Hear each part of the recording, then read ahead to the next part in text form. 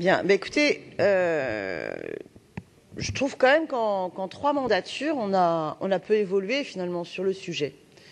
On a peu évolué sur le sujet parce que on ne découvre pas aujourd'hui les solutions. On les connaît depuis longtemps. Il faut à la fois développer les pigeonniers, dissuader les gens de nourrir les pigeons pour que l'alimentation des pigeons se fasse dans les pigeonniers. Et puis ensuite, il est possible, tout à fait possible de contribuer à, je cherche mon terme, secouer le ciseau de pigeon et puis vous empêcherez d'avoir des petits pigeons. Voilà, pour la stérilisation des pigeons, il y a des associations qui font ça très bien. Donc il est possible de résoudre ce problème et de pouvoir à la fois suivre la population de pigeons sans être dans une logique de tuer des pigeons. Et puis on est en capacité aussi de travailler aussi à la modification du regard que les hommes et les femmes portent sur les pigeons.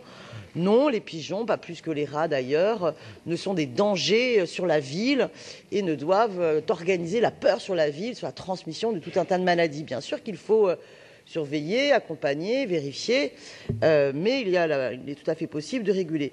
Je tiens d'ailleurs à signaler que je soutiendrai l'excellent vœu du groupe écologiste qui justement insiste sur le fait qu'il vaut mieux travailler avec les associations qu'avec des entreprises privées. D'abord parce qu'une entreprise privée, vous n'avez jamais la garantie de son intérêt premier. Est-ce que son intérêt premier, c'est d'encaisser l'argent que vous lui donnez ou c'est de vraiment travailler au suivi de la population des pigeons. Et je pense que voilà, les associations sont beaucoup plus motivées pour effectuer un travail sérieux dans ces pigeonniers. Bon, avec aussi tout le travail de sensibilisation de la population adossé à cela.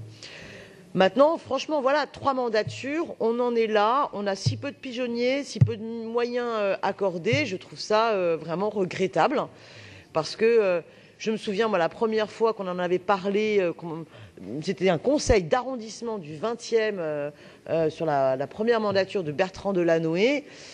Certains riaient, certains, évidemment, ça faisait sourire. Et aujourd'hui, eh bien, je trouve qu'on a vraiment, alors qu'on connaît l'ensemble des solutions potentielles, il serait temps qu'on s'adosse réellement au sujet. Je vous remercie. Merci.